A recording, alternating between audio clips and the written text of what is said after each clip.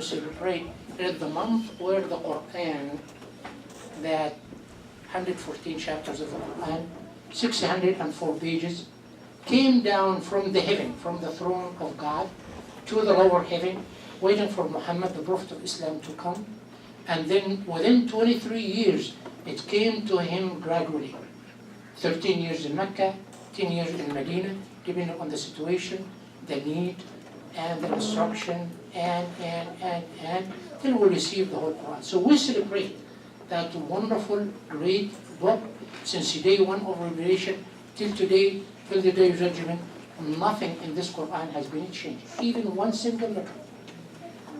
Arabic language, even we do have a translation of them. So we celebrate the month of Ramadan with the Quran. During the day, and I know a lot of people say, how do you do it, guys? During the day fasting, after we're done with our meal, we'll have the call for the prayer, night prayer, around 10:05 p.m. 10:05 till midnight, or a little more than midnight, we are praying and reciting the Quran and understanding Quran. Day fasting, night praying, both combined, very good connected with God Almighty to help us and guide us and support us and grant for us happy life, prosperity, and dedication, and good relationship. I will stop at that point, and it's your turn to grill me with your questions. And if you don't, I will ask you questions. Please, first question. Or comment. Layla, I have a question for you. Think about it. Yes. What other religions do fasting, like Muslims do? Like in Christianity and Judaism, they do have different type of fasting, but not exactly as we do. In Islam, we have the time of Lent, right? And we have in Judaism also another type of fasting, but not exactly the way we Muslim do. But the concept is there. The teaching is there. The instruction is there. And you cannot deny it within the Abrahamic faith. Christianity, in Islam, and in Judaism, it is there. So that's why when we have a discussion in our faith or multi-faith and so on and so forth, hey guys, let's look at the similarities. If you want to talk about differences, you're going to talk about differences till the day of judgment. I will never take you anywhere. Maybe you ended up fighting or being mad at each other or do not like each other. Let's talk about similarities. So fasting is there. As it is mentioned in the Quran, it was prescribed upon nations before you, as it is prescribed upon you today. Good. Yes? I've heard that there are the two parts, right, that you've talked about that have been written within the Quran. And the first and the second part are written in very different styles. Do you know why that is? Like one is much more aggressive and one is much more peaceful, is what I've heard. Would you please say it again? So within your holy book, it was written in these two parts at two different times, you're saying? Like one time it was, at one part it was in Mecca and the other part was where again? Medina. Okay.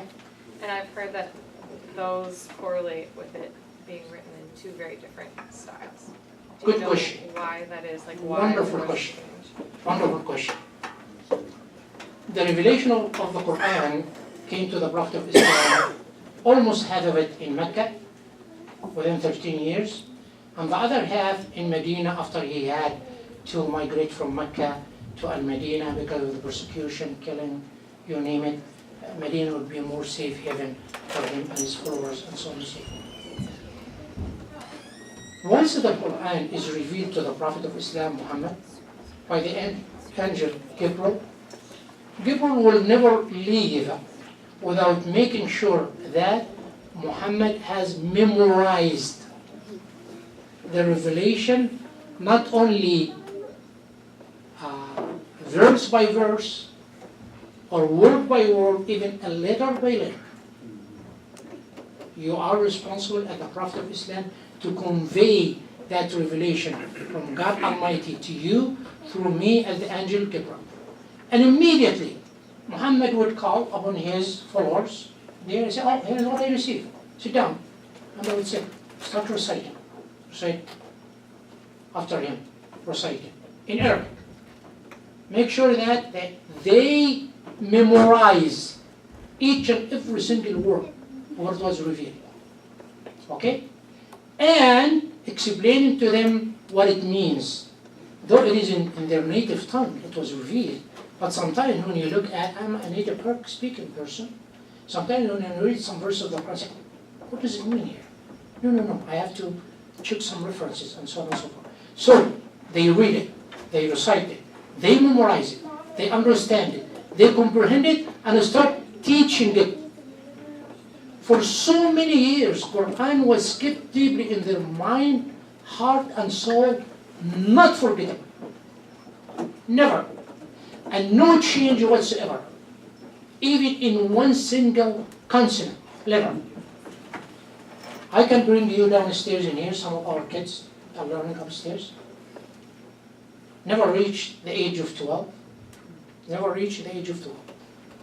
We have about 15 of them that are competing in the international memorization of the Quran. I was teaching them last Friday and the Friday before, memorizing the whole Quran.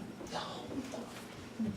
Don't ask me how, what, this is not my job. Of teachers, of the Quran, of the kids who are interested, memorizing and go competing everywhere, the whole world. Last Friday, I was really tough with them.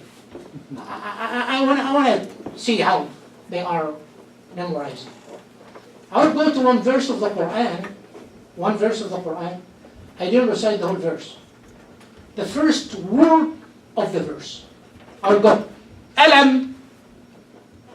That's one word. And those students would go, pick up any verse of the Quran, starts with Alam. I said, ألم ترى كيف فعل ربك مع أصحاب الفيل؟ ألم ترى enough. وإذا one word. And he or she, by the way, boys and girls. So now you're telling me there was any contradiction? Nothing. It is kept by him since day one till today, till the day of judgment. One of the most privileged things we do have here in our center, when we're having those kids, of course with the consent of their parents, to say, I want to memorize the Quran, and they would define in how many years, 2 years, 3 years, 4 years, it depending on their time, ability, capability. They never skip school, they go to school as well. There's extra homework for them to do. So that's why the other day, I was really laughing. Wallahi, I was laughing and I was kind of in that Danish embassy the other day, I'm sure you heard about it. That guy who collected several copies of the Quran, okay? And he decided to burn them down. I said, good for you, you're the loser. How much you pay for those copies of the Quran? Quran is still in our hearts, in our mind. 1400 years ago, if you collect all the copies of the Quran, all over the world, burn them down, we still have the Quran up here and down here. But sometimes you'll find some people like this guy or some other guys. What can you say? Good question. More questions. One here.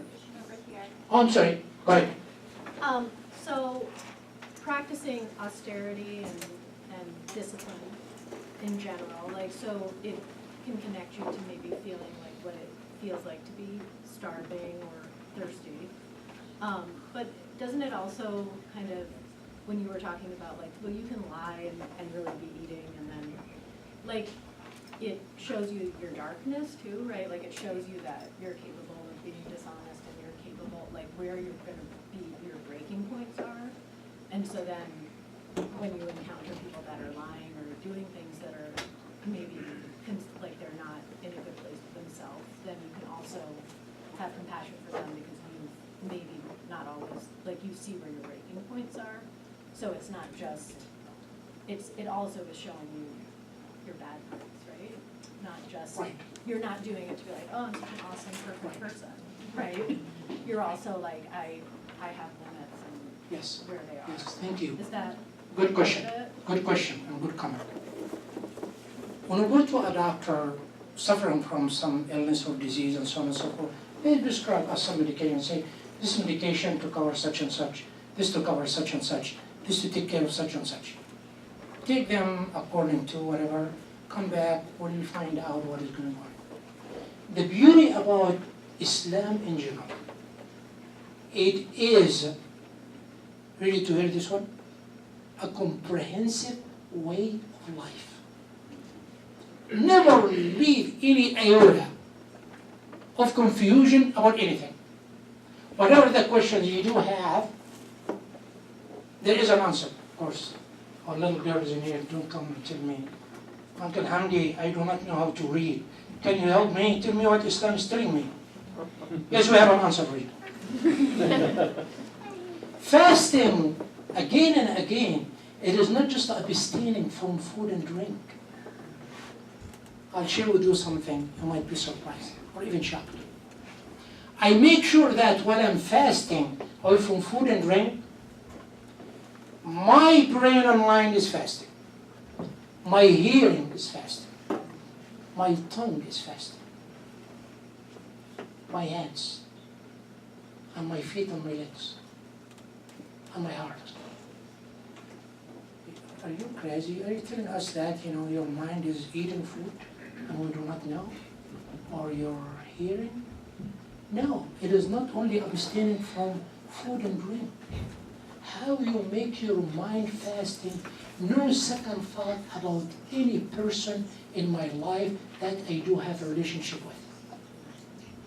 Or a human being, sometimes say, that person at my workplace, giving me a hard time, we never reconcile things.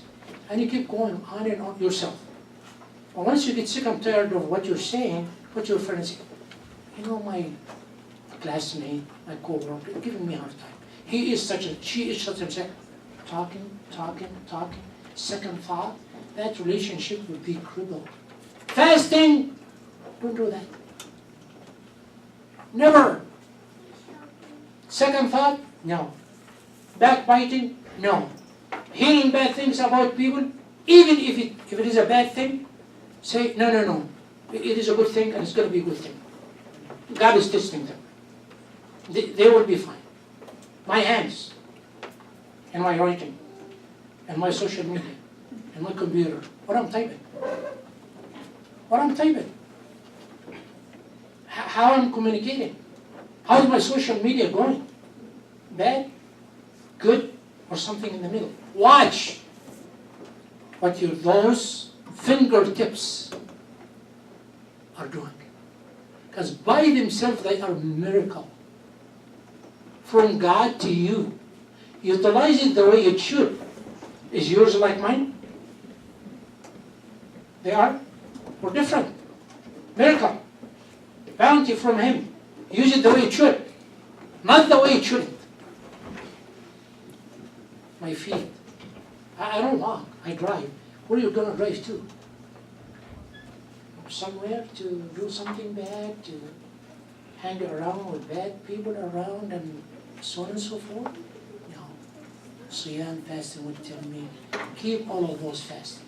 When it comes to the most important part of me, the heart, what you're getting into your heart on a daily basis, your feeling, your affection, your relationship, how you feel about that person.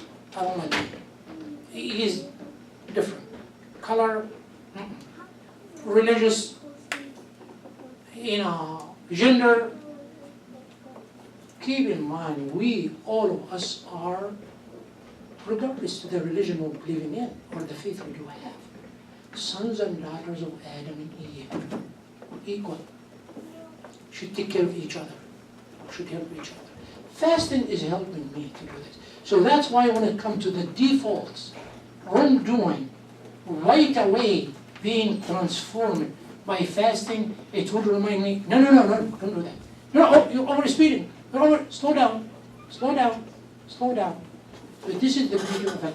When we're practicing, keeping in mind, deeply in mind, heart and soul, that this would benefit me to make me the happiest and to develop a good relationship with people around me. Remember that.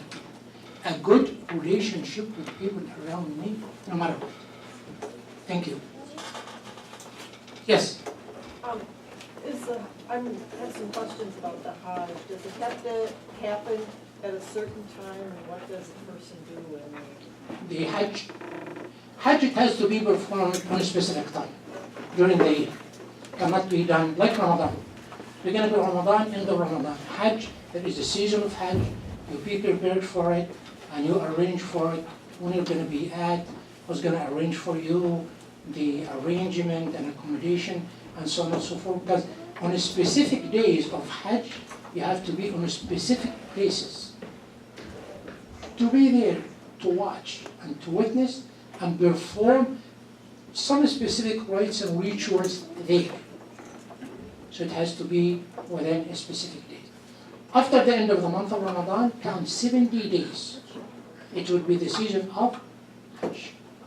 For those, again, as I mentioned before, those who are mentally, psychologically, emotionally, and financially able to perform it. Able to perform. Yes? Have you been on Hajj? Why are you asking me that difficult question? Several times. Okay. How was your experience? The last time it was me and my wife. It was within the same year. We went for semi-Hajj. It wasn't the season of Hajj. But we love to go there. We said, let's take a break. Not from Minnesota. Let's take a break. We took a break and went there. We performed the same rites and rituals of Hajj, but it is not Hajj.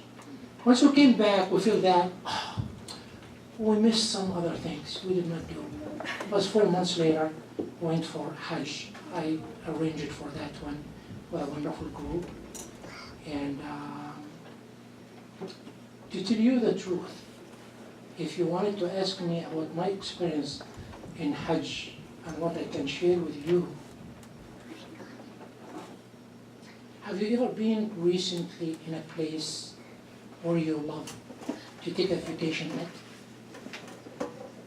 When you came back and your friends, your colleagues, ask you, how was it? Sometimes you feel like, I can't even explain to you. You know, it's food. Was good. I don't know. Spend time. And this is just a vacation. And your only choice, in some way, in a place you love, and it is expensive. You have to take some time off. When it comes to Hajj, it's beyond any description. You can describe the feeling. Sometimes, wallahi, I'm sharing this with you. You go to some specific places, and I'm a good student of learning, especially in Islam. Some specific places, I love to walk there, my wife and I. While we're walking, you know what I was telling myself? I would love for my feet to land on the same spot Muhammad, my prophet and messenger, feet were landing. It's feeling. Or I want to be at that place while his wife Aisha was teaching the companion of Islam and doing this. And I want to see that old house there, how they managed in that very difficult weather, in that desert in Arabia.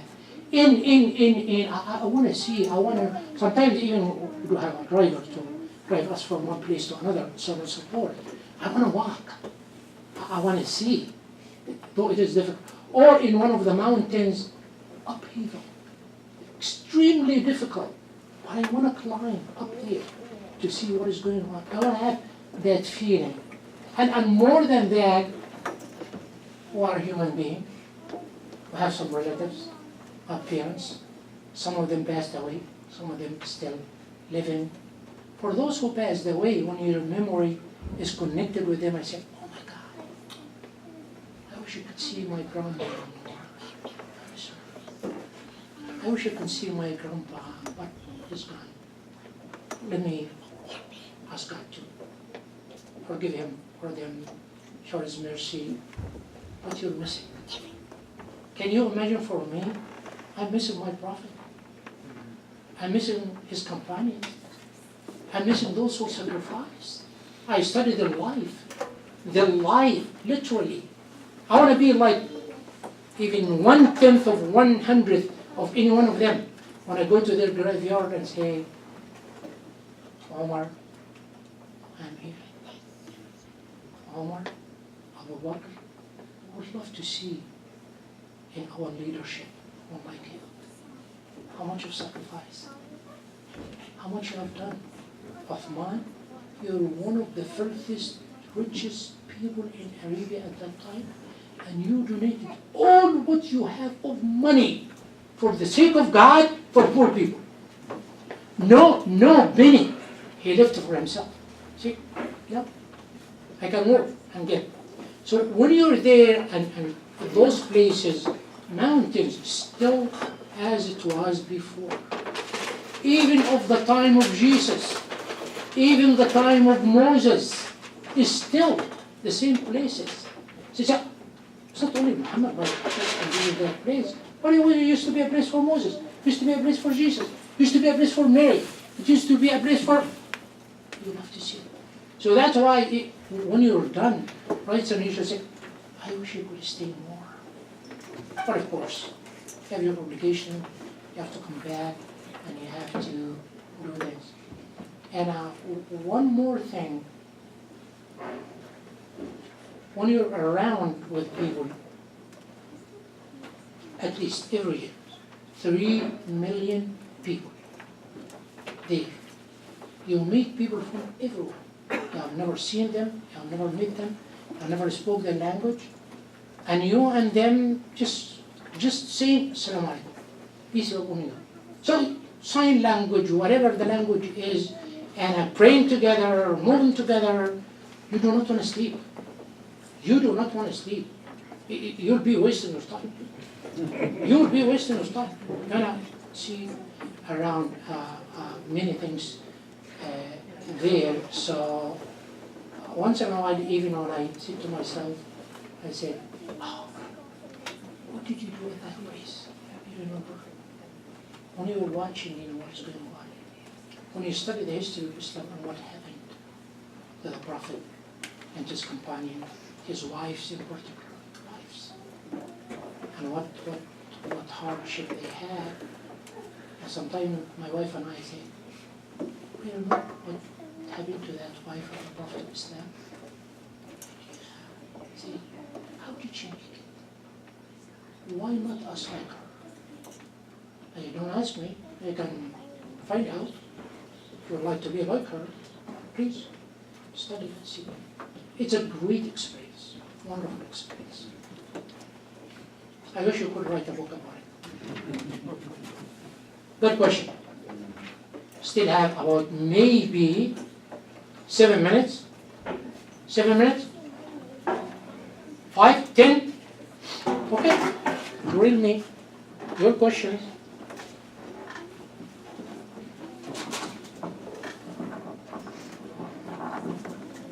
Yes. I heard a speaker in my office who described that not just through the fasting, but that Ramadan was about joy, something that he actually really looked forward to. Do you have a personal experience that you can share about the joy that Ramadan brings? Thank you. Thank you. You can't imagine waiting for 11 months to receive the month of Ramadan. Deeply, deeply in your heart, your mind, and your soul, you love to welcome this guest any second, not to wait for 11 months. Very enjoyable. the presence, the spirit, people getting together, different atmosphere. By the way, whether it is in a very harsh winter in Minnesota, short day, yes, but very, very hard, or long summer day, like 3:30 in the morning till about 9:30, 10 o'clock, there. You still enjoy it. It doesn't matter. Otherwise, it doesn't matter. It doesn't matter.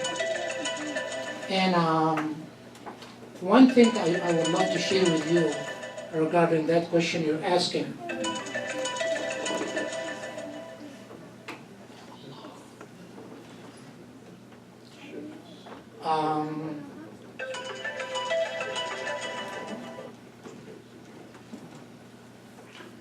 You can't imagine how much of mercy of God Almighty He has given us as a privilege only during the month of Ramadan.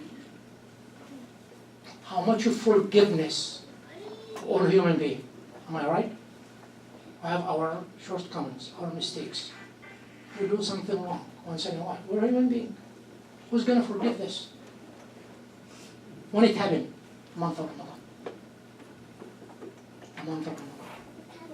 How kind you should be to people around you, regardless. God would give you that ability and capability to be the kindest person ever for people around you, whether you know them or you do not know them. But any means, even with a nice smile in your face. Not necessarily to invite them for a cup of coffee or lunch or dinner.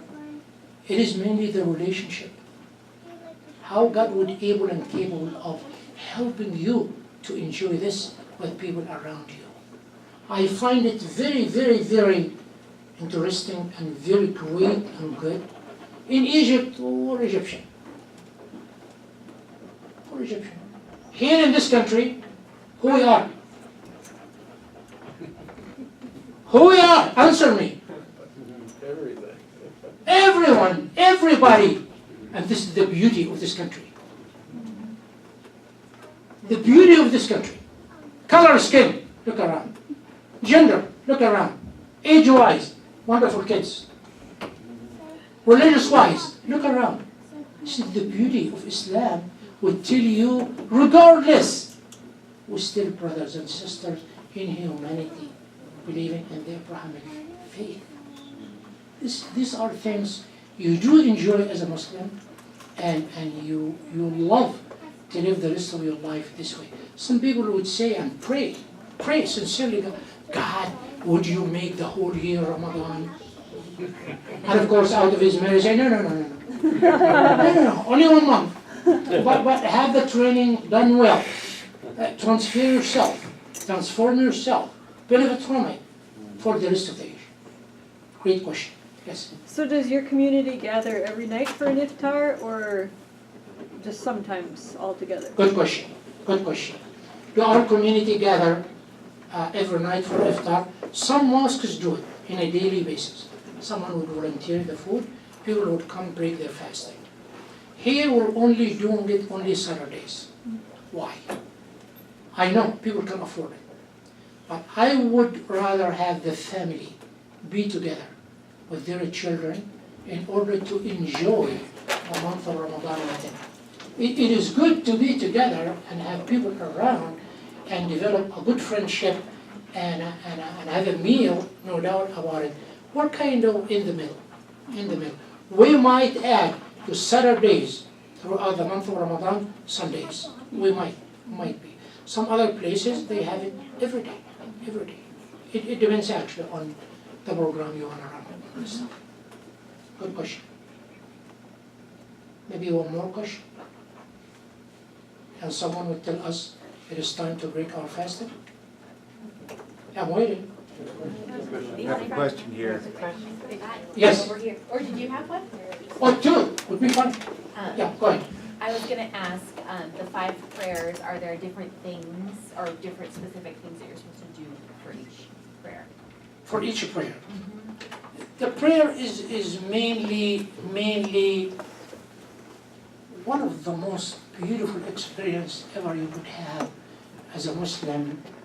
We know life, how hard it is, how busy you are, how many things we're really struggling and striving with. Okay, I had my breakfast. Let me have my coffee break. Good.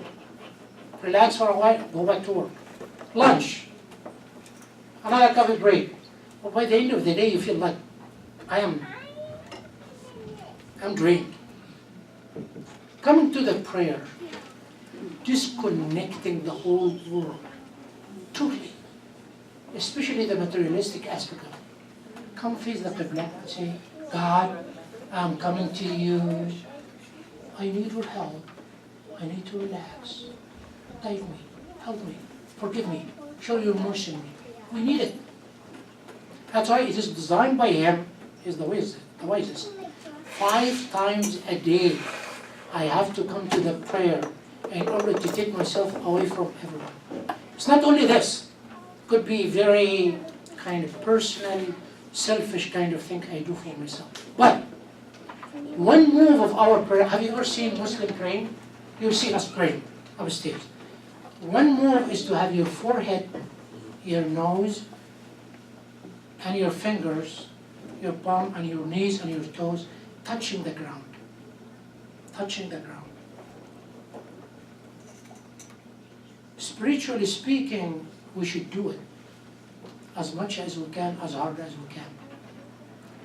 But medically speaking, with that move, touching the ground this way, by either the positive or negative inside our body. Once you touch the ground, you will touch the other element.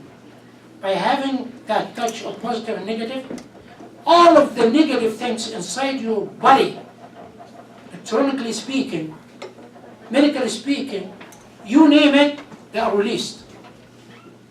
So relax. I am more relaxed. Not only this. Once I'm done having my forehead, whatever, my body for Allah, when I'm done, I'm coming back to you, how I treat you. My forehead, the best of me was touching the ground. The dirt. Humble yourself. So when you come back to people, humble yourself with them. Treat them well. Treat them justly. Treat them kindly. So it is my relationship with God in my prayer to prepare me to develop a good relationship with people around me in order to be in the best relationship ever with people. So this is the essence of our prayer. Add to it the fasting, add to it the other things. It will develop out of me one of the best persons ever. Seems to me that those young ones know the time. How many seconds? Are you going by minutes or seconds? Isaiah? What? 8 seconds? 8 minutes. You're kidding me.